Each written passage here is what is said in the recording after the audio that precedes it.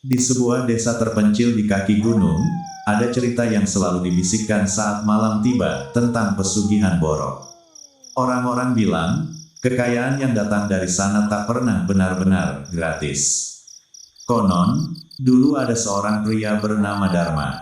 Hidupnya miskin, sawahnya gagal panen bertahun-tahun, dan utangnya menumpuk. Suatu malam, ia didatangi seorang lelaki tua berpakaian lusuh di tepi hutan. "Kalau kau ingin kaya," kata si lelaki tua, "datanglah ke sumur tua di tengah hutan saat tengah malam. Tapi ingat, semua ada harganya." Karena putus asa, Dharma menuruti. Ia pergi ke sumur itu saat bulan purnama. Air sumur tampak hitam pekat, seperti tak berdasar. Dari dalamnya terdengar suara lirih, seperti bisikan banyak orang. Dharma diminta melakukan ritual, berendam di air sumur itu selama 7 malam berturut-turut, tanpa boleh memberitahu siapapun. Di malam ketiga, kulitnya mulai terasa gatal. Malam kelima, muncul luka-luka kecil. Malam ketujuh, tubuhnya dipenuhi borok yang berbau busuk. Namun keajaiban terjadi. Sepulang dari ritual, rumahnya tiba-tiba dipenuhi uang. Sawahnya subur kembali. Ia menjadi orang terkaya di desa. Tapi warga mulai curiga. Setiap malam Jumat, Dharma mengurung diri di kamar. Dari dalam, terdengar suara mengerang. Bau busuk menyebar keluar rumah. Ada yang mengintip dari celah jendela, dan melihat sesuatu yang membuat mereka tak bisa tidur lagi. Borok di tubuh Dharma bergerak. Dari luka-luka itu keluar belatung besar, jatuh ke lantai, lalu berubah menjadi uang logam. Dharma mengumpulkannya dengan tangan gemetar, antara jijik dan rakus. Semakin lama, boroknya semakin parah. Tubuhnya membusuk, tapi ia tak bisa mati. Konon, itulah harga pesugihan itu, hidup dalam penderitaan.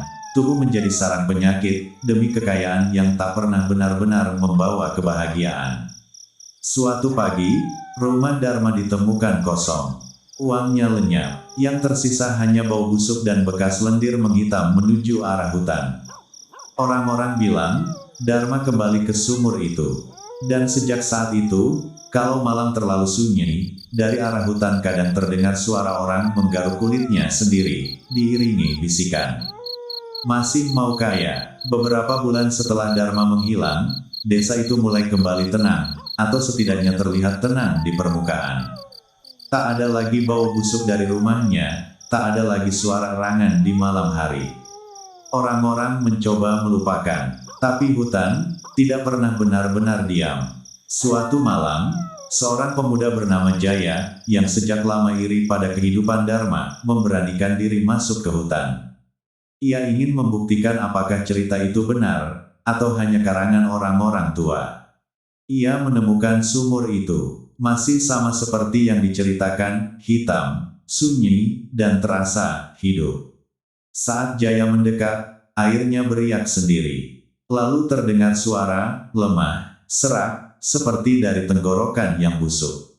Sudah lama, tak ada yang datang. Jaya gemetar, tapi tak mundur. "Aku mau kaya," katanya. Air sumur itu perlahan naik, seperti menyambutnya. Dari permukaannya muncul bayangan wajah Dharma. Tapi bukan seperti dulu, kulitnya mengelupas. Matanya kosong, dan dari mulutnya keluar cairan hitam.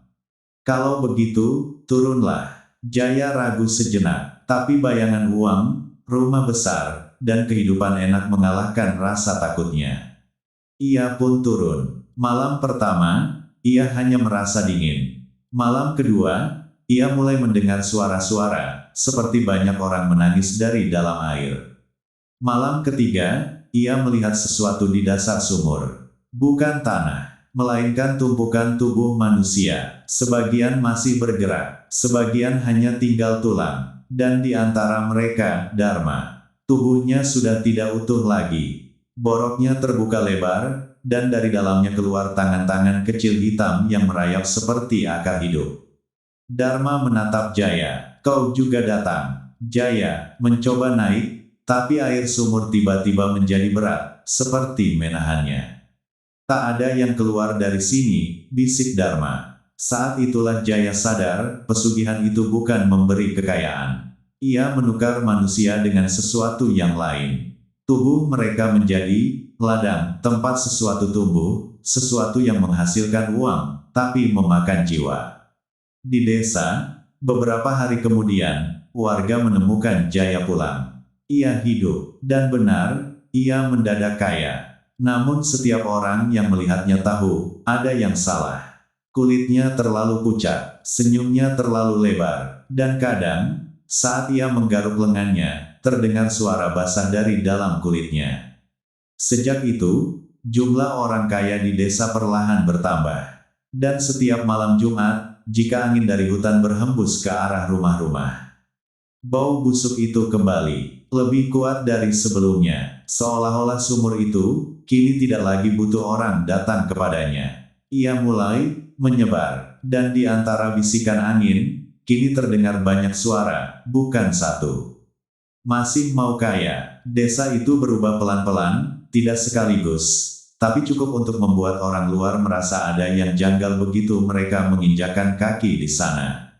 Rumah-rumah baru berdiri, catnya masih segar, pagar besinya mengilap. Tapi anehnya, jarang terdengar tawa. Anak-anak tak lagi bermain sampai sore.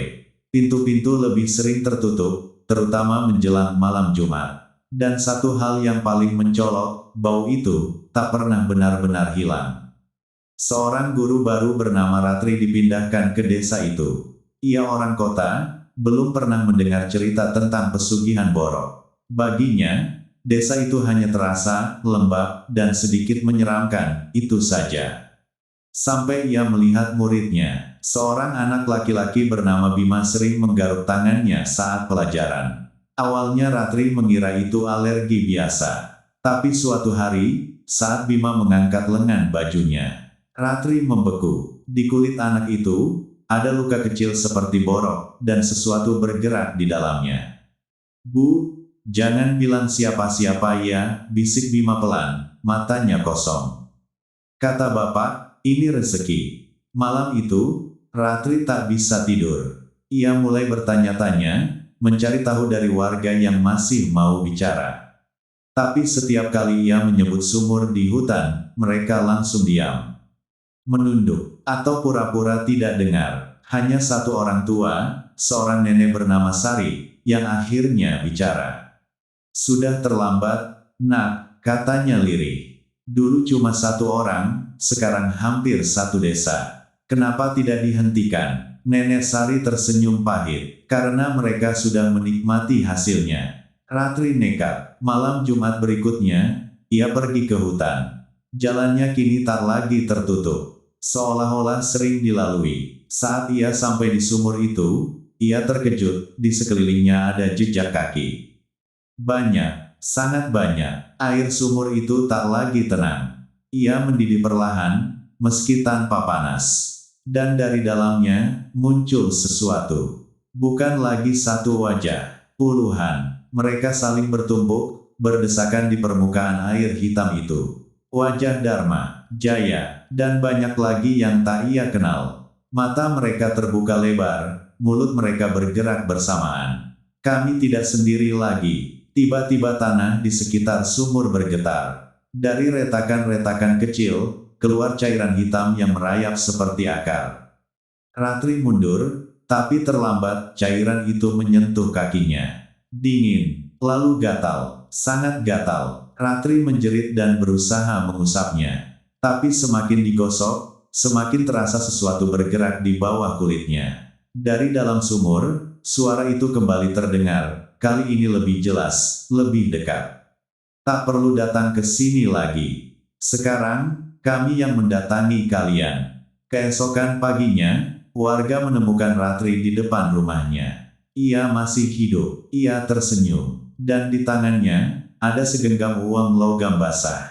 Sejak hari itu, desa itu tidak lagi menunggu malam Jumat. Setiap malam, suara garukan terdengar dari hampir setiap rumah. Dan jika seseorang cukup berani untuk mengintip dari jendela, mereka akan melihat hal yang sama. Orang-orang duduk di lantai, menggaruk tubuh mereka sendiri. Sementara dari luka-luka itu, sesuatu jatuh perlahan, berkilau seperti uang, dan bergerak, hidup, sebelum akhirnya diam. Desa itu kini dikenal oleh orang luar dengan satu nama. Desa yang makmur, tapi tak ada yang mau tinggal lama di sana. Karena mereka semua bilang hal yang sama. Bau busuknya, seperti datang dari dalam tubuh manusia.